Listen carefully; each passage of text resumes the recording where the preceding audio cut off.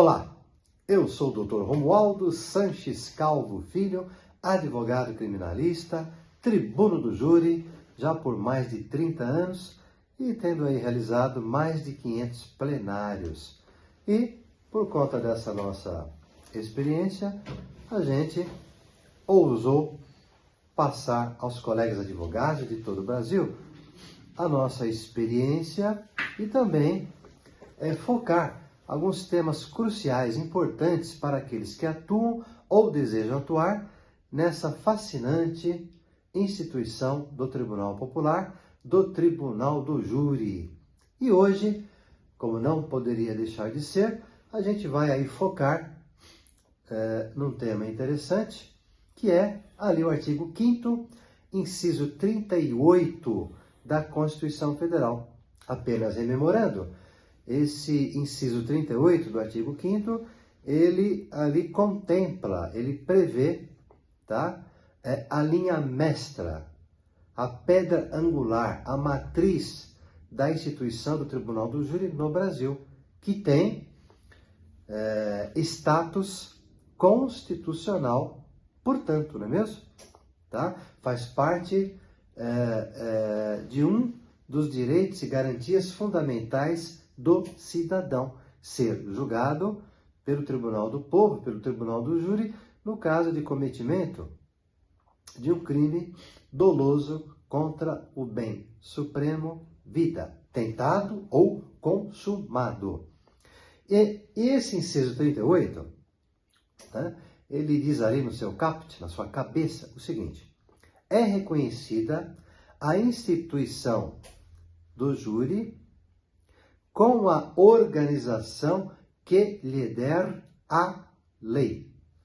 Assegurados, aí vem as alíneas, né? A, plenitude de defesa. B, sigilo das votações. C, soberania dos veredictos. E D, competência para julgar os crimes dolosos contra a vida. Mas o que nos interessa agora, nesse vídeo de hoje, é justamente o caput, a cabeça do inciso 38.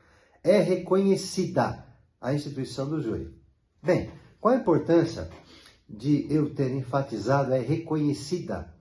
Porque, diferentemente das constituições federais anteriores, pelo menos em algumas, o legislador constituinte usou o termo mantida. É mantida. Isto é, a gente mantém aquilo que já foi, por óbvio, né, anteriormente estabelecido, firmado, posto. Né?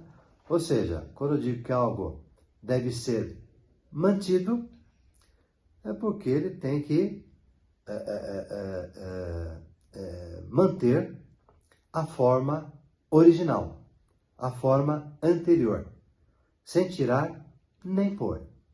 Diferentemente, a Constituição de 5 de outubro de 1988, o seu artigo 5º, inciso 38, diz lá que é reconhecida a instituição do júri. Ou seja, não diz que é mantida a instituição do júri. Tá bom? O que a gente, então, pode depreender desse novo comando, né? É reconhecida a instituição do júri e não é mantida a instituição do júri. Significa que o atual Instituto do Tribunal do Júri, que é uma cláusula pétrea, tá bom? É uma cláusula pétrea, não pode ser suprimida por lei ordinária, tá bom?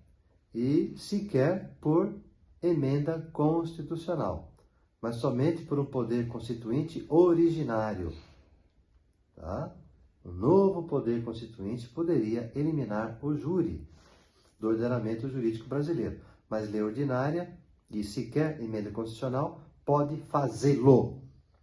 Bem, mas voltando ao tema, é reconhecida. Se é reconhecida, diz que o júri é reconhecido, tá? Mas não impede, não obsta que, na medida das necessidades, ele possa sofrer alterações. Claro, alterações acessórias e não alterações essenciais. Né? Por exemplo, não pode haver uma alteração essencial. Diz lá na linha D do artigo 5º, inciso 38, que o júri é competente para conhecer dos crimes dolosos contra o bem jurídico vida, atentado ou consumado. Então,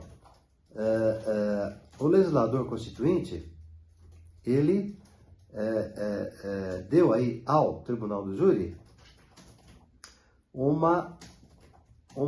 digamos assim, um monopólio, um poder privativo, uma competência privativa para julgar crimes dolosos contra a vida. De maneira que o legislador constituinte, ou mesmo uma emenda constitucional, não pode suprimir essa competência. Por quê? É uma característica essencial. Porém, não impede, em razão de ter sido utilizado no caput do artigo do inciso 38, a palavra, o comando é reconhecida, nada impede que se possa alterar um elemento acessório. Exemplifico. Hoje, nada impede que o Tribunal do Júri amplie a sua competência originária para também conhecer não apenas de crimes dolosos contra o bem jurídico vida, mas também, exemplificando, crimes contra o patrimônio, o sequestro, roubo, crimes sexuais, apenas exemplificando. Tá? Ou seja, você pode aumentar a competência do júri, mas jamais diminuir a competência do júri, nomeadamente no que toca aos crimes dolosos contra a vida. Então não poderia o júri hoje suprimir a competência para julgar os crimes dolosos contra a vida e no lugar colocar, olha, doravante o júri só será competente para julgar crimes contra o patrimônio. Isso não poderia acontecer. Né? Deve manter a competência originária, estabelecida pelo legislador constituinte, de ser a competência privativa do júri, o julgamento de crimes dolosos contra a vida, e acrescentar, aumentar a sua competência. No exemplo que eu dei, crimes patrimoniais, crimes contra o patrimônio. Ou seja, pode-se aumentar a competência, mas diminuir ou suprimir a competência originária, que é para o julgamento dos crimes dolosos contra a vida, jamais. Isso só poderia ser feito pelo legislador constituinte, mas jamais pelo legislador derivado. Tá bom? Outra coisa acessória também que o júri pode alterar, uma vez que, repito, a instituição foi reconhecida e não mantida. Se ela foi reconhecida, ela pode alterar elementos acessórios. Outro exemplo que eu posso dar é aumentar o número de jurados. Hoje nós temos o número ímpar, 7, tá? Que forma o conselho de sentença. Então são convocados 25, como já vimos em outros vídeos, e no dia são sorteados 7 jurados. 7 jurados que compõem o conselho de sentença, que é o órgão que delibera, né, acerca da condenação ou absolvição do réu, de forma soberana, sigilosa, tá? Então esse número é de 7. Mas nada impede, assim, que o legislador ordinário, comum, ele aumente esse número, colocando inclusive um número par, por exemplo, 8 jurados. 8 jurados, 10 jurados, 12 jurados, como acontece nos Estados Unidos, na Inglaterra, não é mesmo? Tá? Aliás, o número par de jurados até seria benéfico para o réu, que jamais teríamos um réu sendo condenado pela diferença de apenas um voto, como acontece hoje, com o número de 7 jurados. Né? Hoje o réu pode ser condenado por 4-3. Diferença de um voto, portanto, não é isso? 4-3, são 7. Não é? E se fosse 8? Se fosse 8, O réu, no caso de condenação, ele seria condenado pela diferença de pelo menos 2 votos. Se desse 4 para condenar, 4 para absolver, o empate favoreceria o réu, ok? Agora, se fosse para condenar, pega um que está aqui absolvendo e passa para lá. Aí ficaria 5, né? Condenando e 3 absolvendo. Qual a diferença? De 2 votos, né? Tá? 3 para 5, 2. Né?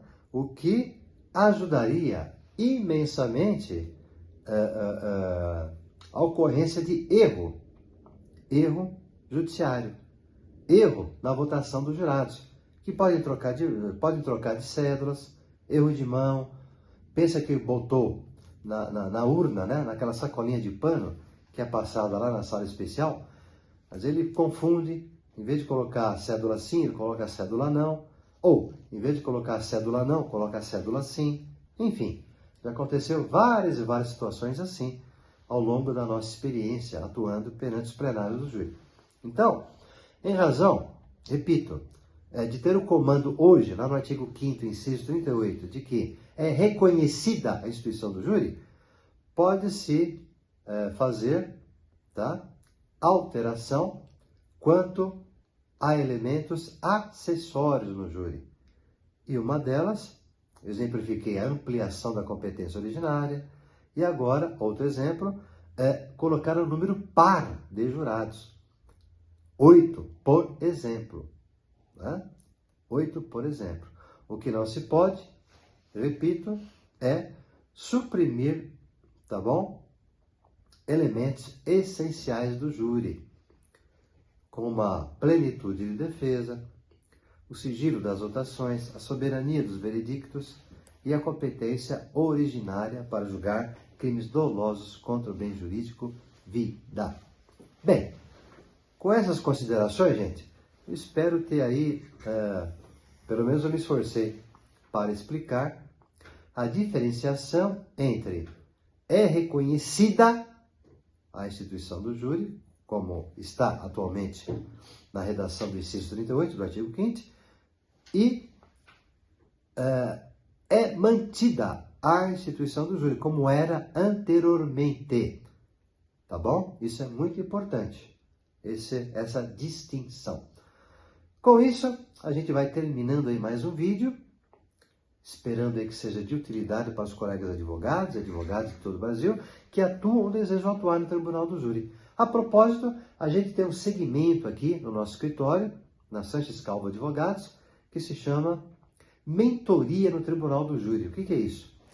É uma assessoria ou parceria que a gente oferece aos colegas advogados e advogadas de todo o Brasil que tenham ou possam vir a ter um caso concreto, um processo real aí no seu escritório, sobre o Tribunal do Júri, e que às vezes o colega, por falta de experiência, ou por nunca ter feito um júri, ou por ter feito pouco júri já há um bom tempo, enfim, já não tem mais aquela atualização, aquela experiência, e não pode perder o cliente, não é mesmo? Mas também tem que ter responsabilidade acerca da liberdade do cliente. Então, nesse particular, nós aqui poderemos oferecer ao colega uma mentoria no Tribunal do Júri, uma assessoria ou parceria, para que nós, assim, possamos ajudá-lo, tá, na defesa concreta de um caso real que apareça aí no seu escritório sobre o Tribunal do Júri, sobre um crime doloso contra a vida. Tá? Saiba mais entrando em contato agora mesmo conosco. Vejo vocês no próximo vídeo. Obrigado, gente.